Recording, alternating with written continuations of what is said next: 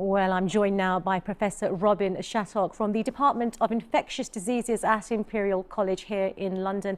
Thank you for joining us. Now, lots of talk about how this can be contained, but let's talk about a cure, because you've been working on a potential vaccine. Tell us more about that. Yes, so one of the really good news parts of the scientific endeavours in this space is that the scientists in Wuhan shared the genetic sequence of this virus really very quickly, and that's allowed people around the world to access that and start designing vaccines. And we're one of a number of groups globally that are using that information to put into a vaccine candidate as quickly as possible.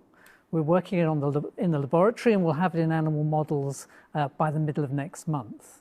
That's quite a speed. I imagine vaccines don't come about this quickly usually. No, I mean, if you contrast it with the Ebola vaccine that we've heard a lot about recently, that took 10 years to develop before it even went into human studies. And then it took 2 years to test it within humans. We've kind of changed the technology, and other groups as well, to use genetic sequence to engineer a vaccine so it can be injected into your muscle and express just a part of the virus to induce an immune response. We could accelerate that into human studies if we're called upon to do that within a matter of months.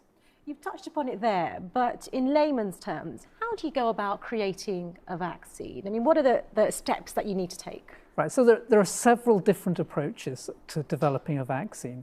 The approach that we are developing, because it's the fastest approach, is to use the genetic code that encodes a proportion of the vaccine, what we call the envelope spike.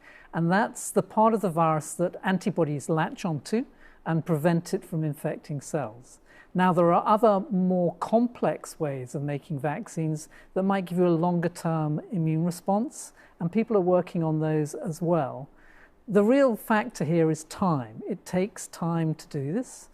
We can get to humans within a matter of months, but that's just to check for safety and immunogenicity. To start testing whether it works will probably not happen until this coming winter, and then it may be globally available. Okay, so the key question there is, what if the outbreak is controlled by then? So if it's controlled by then, that's good news. Of course, I mean, essentially, we hope that it will be controlled by the steps that the Chinese government is taking in place, and that will be good news. But we also need contingency in case it's not controlled and it becomes a global pandemic. And you said that you're not the only kind of group working on a vaccine. How does this industry work? You've got a problem, the authorities release information. Is it then an industrial race to see who can create this vaccine? Well, it works a little bit like that. I mean, there are certainly groups like my own group who are already prepared to look for outbreak infections and step up to the mark. There are a number of commercial companies that are also interested in doing this, but not because of profit margins. There's probably no profit to be made in an outbreak infection. It's all about speed and making it available. So it's more due to humanitarian considerations. Okay. And just what's the key question that you've been asking as an expert? In terms of vaccine development, what type of immune response is required to give us sterilizing protection against infection? Robbin Shattock, Professor Robbin Shattock from Imperial College London. Good to get your expertise. Thank you. My pleasure.